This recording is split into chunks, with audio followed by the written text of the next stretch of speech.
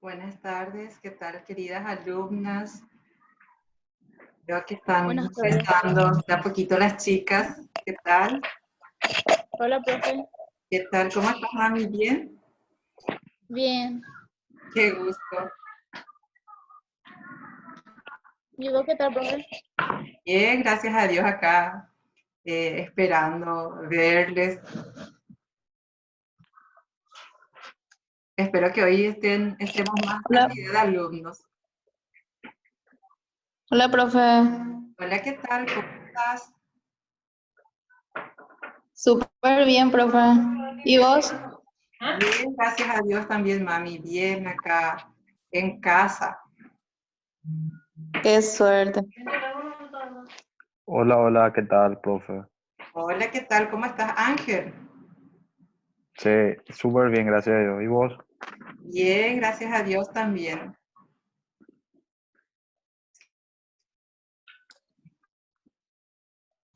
Vamos a admitir a un poco más de los compañeros para iniciar la clase. ¿Qué tal les pareció la tarea de la semana pasada?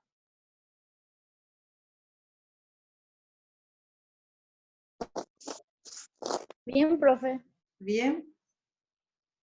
Tienen que avisarme nomás si Sí. necesitan ayuda, entonces yo les voy a estar ayudando con lo que puedan. Ustedes me mensajean o me envían algún mensaje por la plataforma virtual y les voy a estar ayudando con mil gusto. La idea es que aprendamos, que vayamos adquiriendo más conocimiento. Economía da gusto. Es a veces un poco, parece complicado, pero cuando le vamos entendiendo, como las matemáticas, también después ya nos agrada bastante.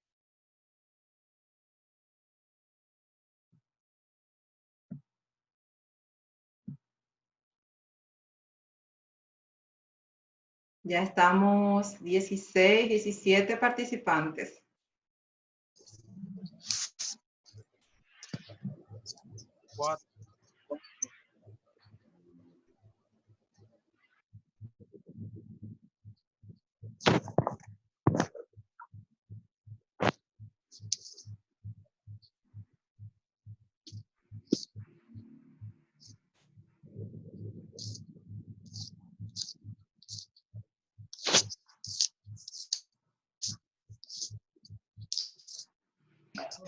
Profe, ¿Sí?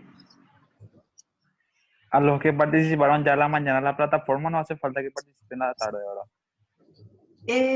De O igual igual. manera, si quieren, desean participar, porque vamos a consultar ya sobre lo dado en la clase de la tarde. O sea, vamos a estar consultando ya sobre algunos temas que vamos a ir viendo ahora. La idea de la mañana era que puedan ustedes decirme qué entendían por la palabra que les puse, ¿verdad? Algo que nazca de ustedes, qué entienden. Y por la tarde ya vamos a consultar sobre los temas que fuimos dando. Así es que me gustaría los que puedan participar porque del grupo de administración y contabilidad, lastimosamente no ha participado nadie, solamente la carrera de ingeniería comercial es el que estuvo participando en la mañana.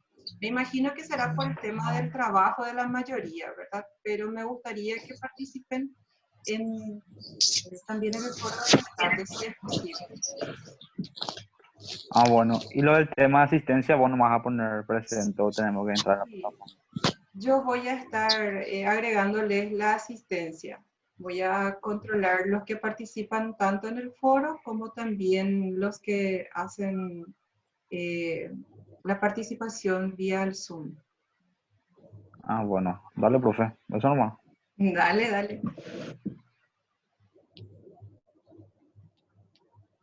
Bueno, de esta forma vamos a iniciar nuestra clase del día de hoy porque tenemos pocos minutos por el Zoom, 40 minutos.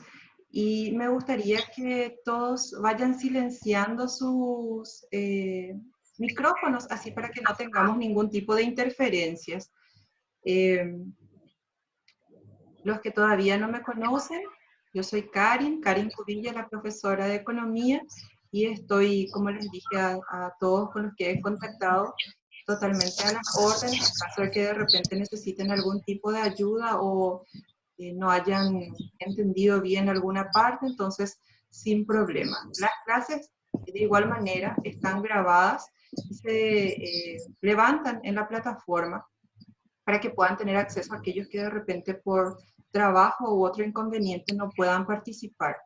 Lo ideal es participar porque antes de que termine el tiempo, damos unos 5 minutos de acuerdo a la disponibilidad para que realicen sus consultas. Y después tenemos el foro también donde pueden ustedes consultar. El tema que se va poniendo en el foro es para que ustedes puedan interactuar conmigo. Pero de repente si surge alguna duda, ustedes pueden consultar sin que sea del mismo tema en específico. Entonces yo voy a responderles por ese medio también, ¿verdad? Para que ustedes vayan entendiendo un poco también la dinámica del trabajo, ¿verdad?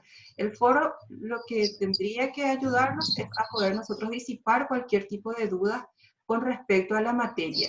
Lo que hacemos nosotros los profesores al poner un tema X es para que ustedes comiencen a interactuar con nosotros, ¿verdad? Y una vez que ustedes se interactúan, es libre la consulta para que ustedes puedan realizar en caso de alguna duda, como les dije, específica que tengan. ¿Verdad? Profe, Sí, sí. la semana pasada algunos no se conectaron a tu clase porque hubo una mala organización, porque había 2 grupos y en un grupo nos avisó que íbamos a tener economía. Ah, qué pena. El tema, lastimosamente, con nosotros es que somos del primer año y con muchos yo ni siquiera todavía he participado en las clases, ¿verdad? O sea, el lunes, la primera clase que hemos tenido, apenas nos dio tiempo de saludarnos y no hemos intercambiado ningún tipo de teléfonos, ¿verdad? Y fuimos contactando de a poco con los números que nos dieron los secretarios como los delegados de cada carrera, ¿verdad? Y nosotros facilitamos el link por el cual podrían interactuar en el foro con esos delegados que nos facilitaron los secretarios de la Uninorte, ¿verdad? De igual manera, si te es factible entrar en la plataforma de la Uninorte, puedes ver también la clase desarrollada, ¿verdad? Para tranquilidad de todos, la primera semana la asistencia yo puse presente a todos porque supe que tuvimos varios inconvenientes, ¿verdad? Tanto de comunicación y de repente también de conexión.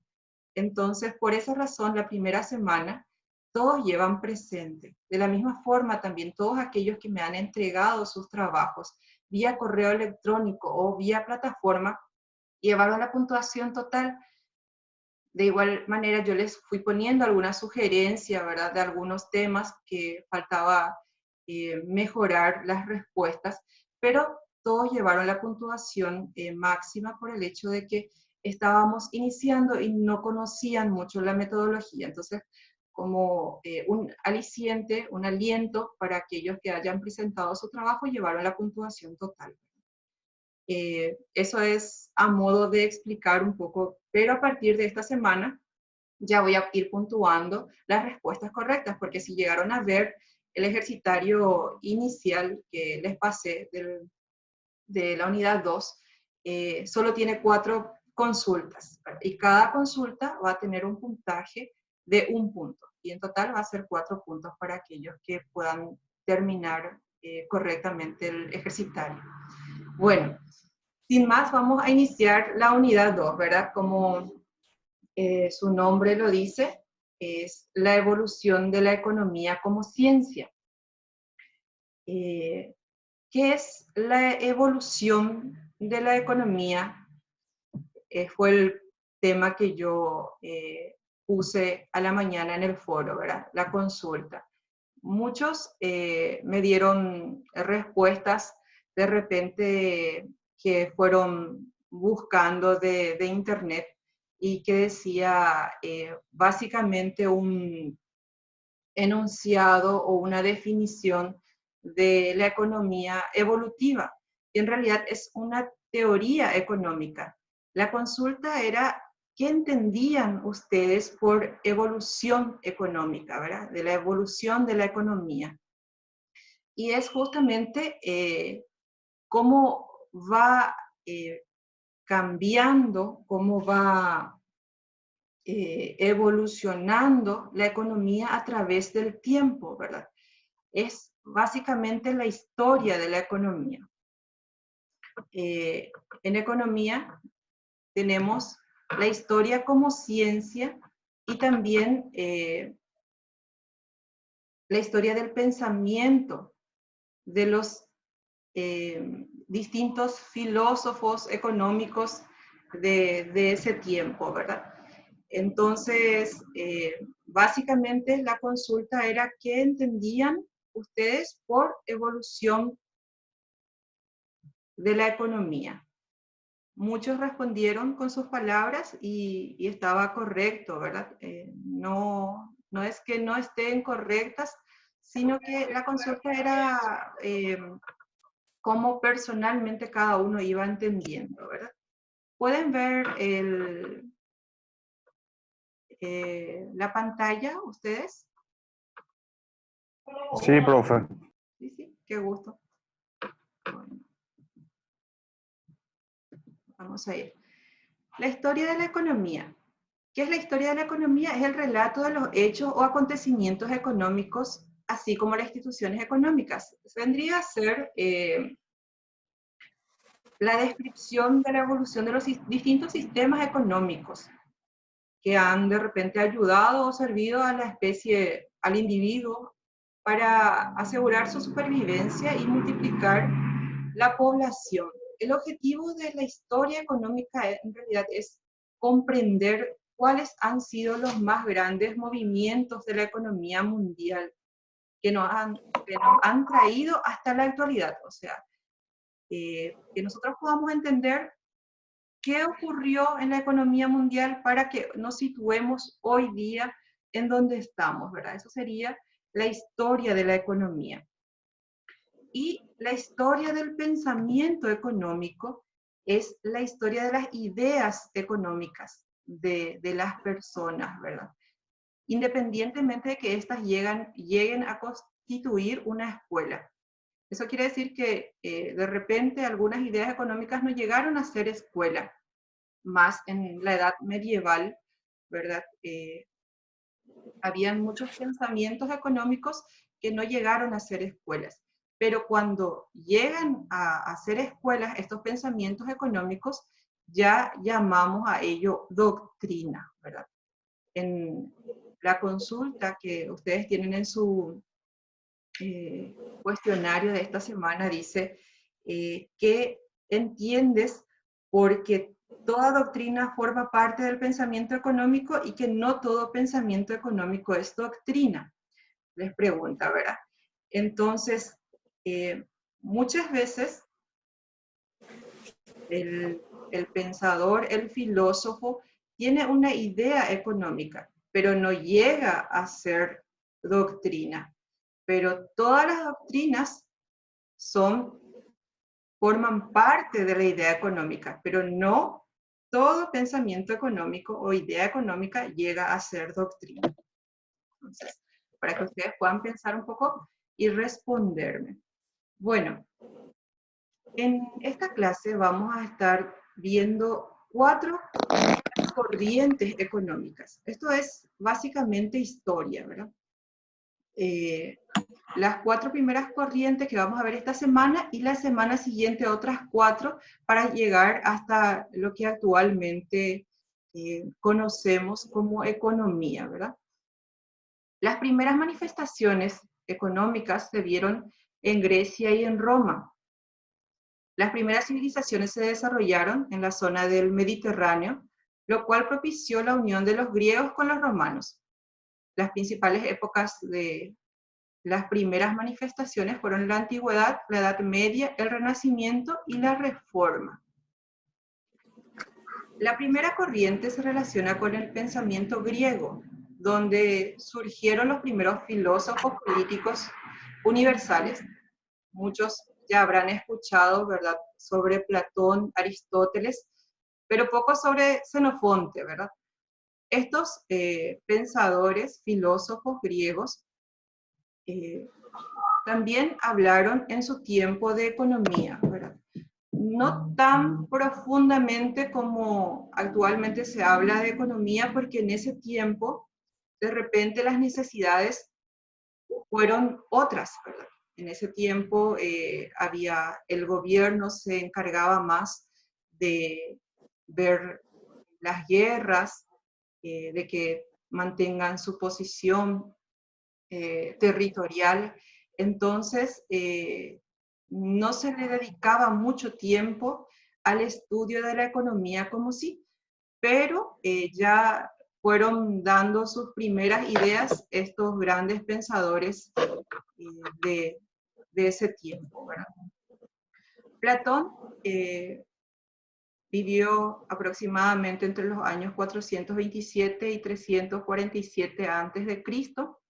Él, su aporte a la economía, habla sobre la división del trabajo. Platón menciona que cada uno tenemos de repente una actividad o un trabajo en donde mejor nos desenvolvemos, ¿verdad? Cada persona, dice él, hace algo que luego lo intercambia con otros. Y esto posibilita que cada uno se dedique a aquello a lo que realmente tiene mayor habilidad, ¿verdad? Una de sus grandes obras es La República. Él, en esa obra menciona, ¿verdad?, y justifica incluso el sistema de canastas y las diferencias sociales. Hablaba sobre tres digamos, clases sociales. Serían los artesanos, los guerreros y los gobernantes. Los artesanos forman parte de los productores, ¿verdad? Los que trabajaban para poder adquirir o producir todo lo que sea necesario para el consumo. Los guerreros estaban formados por los soldados, y por último, los gobernantes.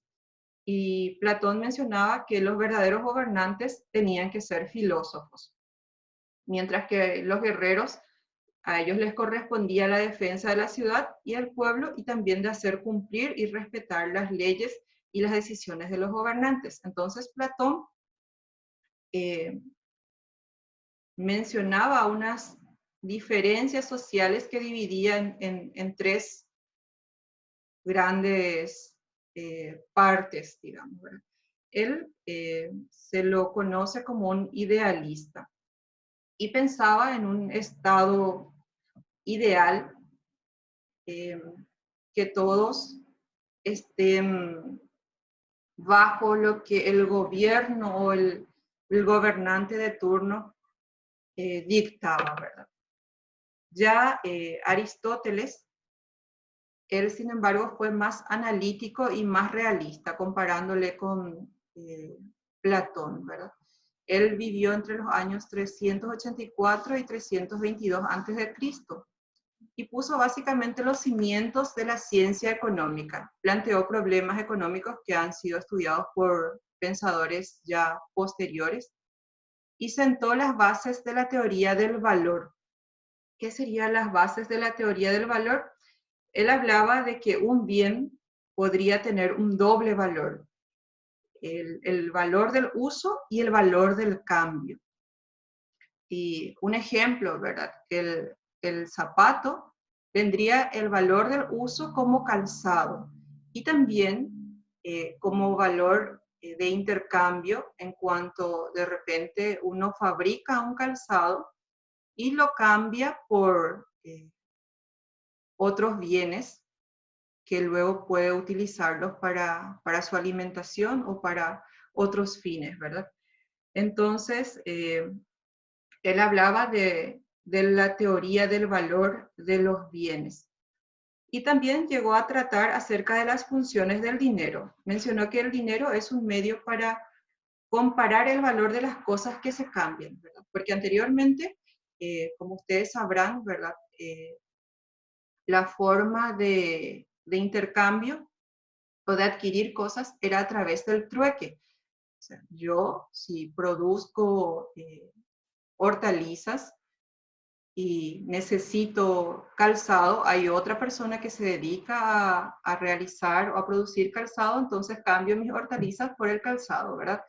Pero con la aparición del dinero se le fue dando valor a las cosas, ¿verdad? Entonces se comparaba ya un tomate, perdón, no tiene el mismo valor que un par de calzados, ¿verdad? ¿Cuántos tomates tendrían el valor de un calzado? Entonces empezó a comparar el valor de cada cosa.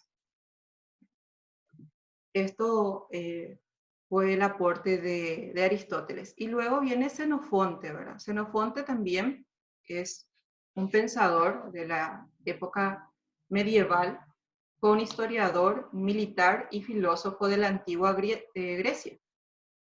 Él mencionó que la agricultura es la actividad más productiva, la principal fuente de riqueza, sostenimiento y prosperidad de los pueblos.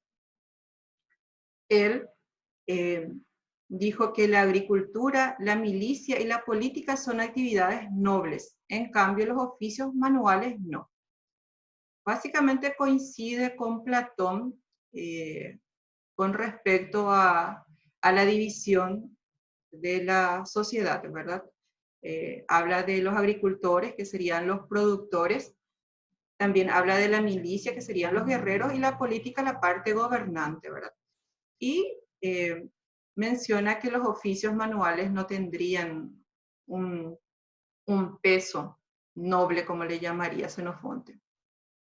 Respecto al valor de los bienes, expresa una teoría en la que mezcla el principio del objetivo de la escasez y la abundancia, que son relativos, con el principio subjetivo de la estima del bien. ¿Qué significa eso, verdad? Existe un principio objetivo de la necesidad y de la abundancia, pero que están relativas con un principio subjetivo, que es la estima de cada uno de esos bienes, ¿verdad? Como nosotros decimos, cada persona de repente tiene sus prioridades en cuanto a las necesidades que tiene o que se crea, ¿verdad? Entonces, por eso él dice que hay un principio objetivo y un principio subjetivo sobre la necesidad o la estima del bien.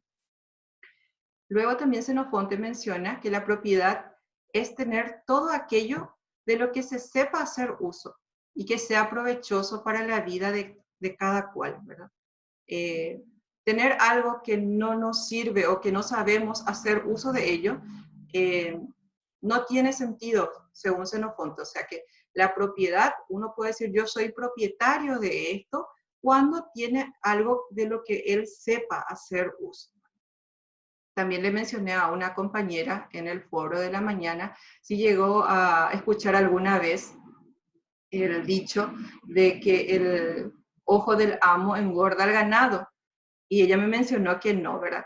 Xenofonte, en su libro, en su escrito, que se llama El Económico, que escribió en forma de diálogo, mencionó que el requisito más importante para poder acrecentar el patrimonio es la vigilancia. Y en esa forma de diálogo que habla con un esclavo bárbaro, le pregunta, ¿qué es lo que hace que el caballo que se engorde tan bien, que crezca tan bien tu caballo, el caballo que cuidas? Y le dice este esclavo, el ojo del amo. Eso lo que quiere decir es que cuando uno es dueño de una empresa, tiene que estar constantemente controlando cómo va el negocio, ¿verdad? Entonces, esa era para la compañera Micaela, que le dije que le iba a estar mencionando en la clase, ¿verdad? El significado del ojo del amo engorda al ganado. Bueno, continuamos.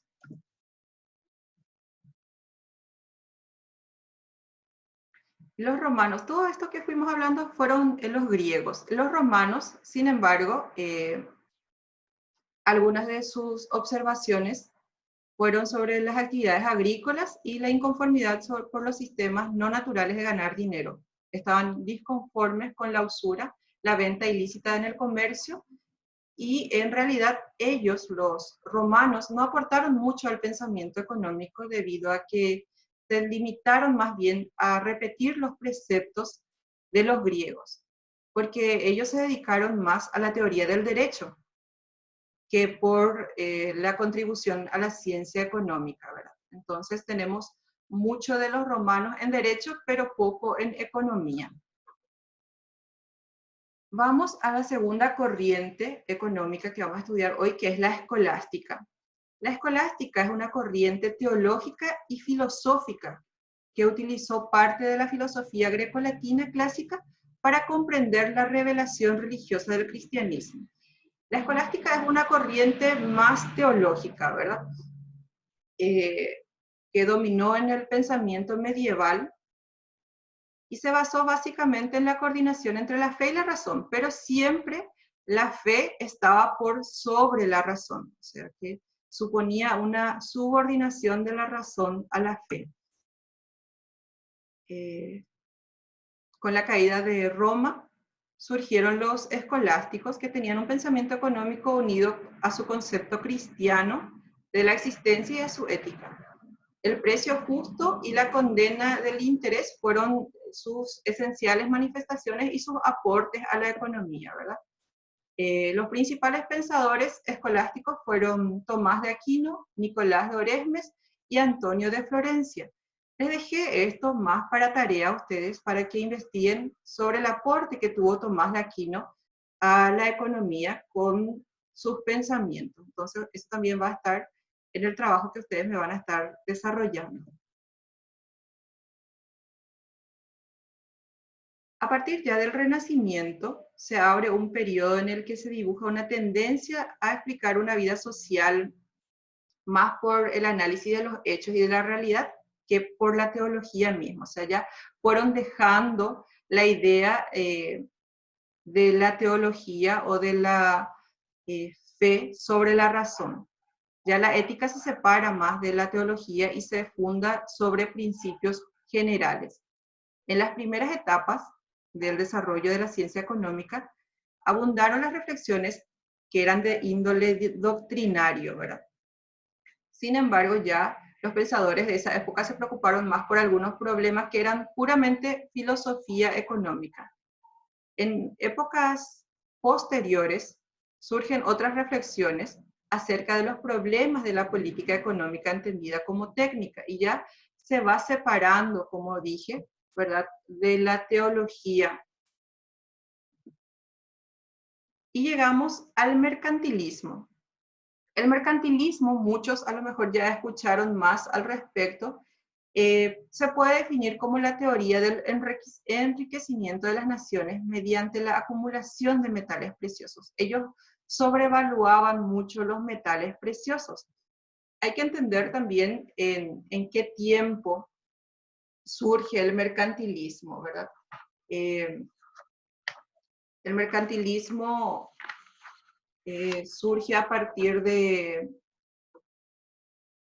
en el año 1400, 1500, 1600, en donde empiezan los descubrimientos geográficos, ¿verdad?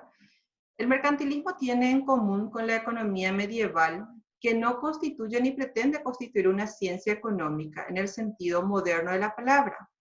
Hace algunos análisis económicos parciales y llega a formular de repente alguna ley aislada, pero esencialmente consiste en una medida práctica para lograr el fin concreto que tiene, ¿verdad? Que es el enriquecimiento del Estado. Esta corriente se reveló como práctica en los grandes estados nacionales que tendían, mejor dicho, a aumentar la riqueza a través de la acumulación de los metales preciosos. Su preocupación esencial era la de encontrar los medios por los cuales el Estado podría obtener mayor oro y plata, que era considerado la mayor o la principal riqueza. Coincide que el comercio internacional es el principal medio para cumplir el objetivo.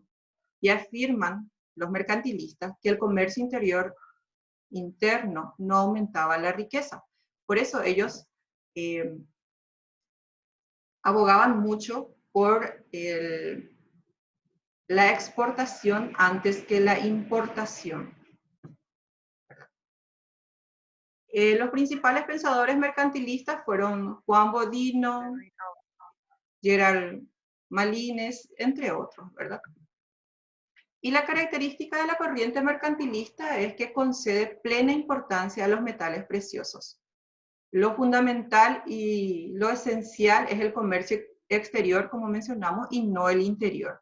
Fue una doctrina que apoyó mucho el espíritu nacionalista, ¿verdad? Porque inculcaba mucho a producir todo aquello que se necesitaba consumir y también producir para poder exportar y obtener el metal precioso que para ellos era el oro y la plata, ¿verdad? Y es más importante la industria que la agricultura. Introdujeron también lo que es la balanza comercial y el Estado es el factor decisivo para la política económica.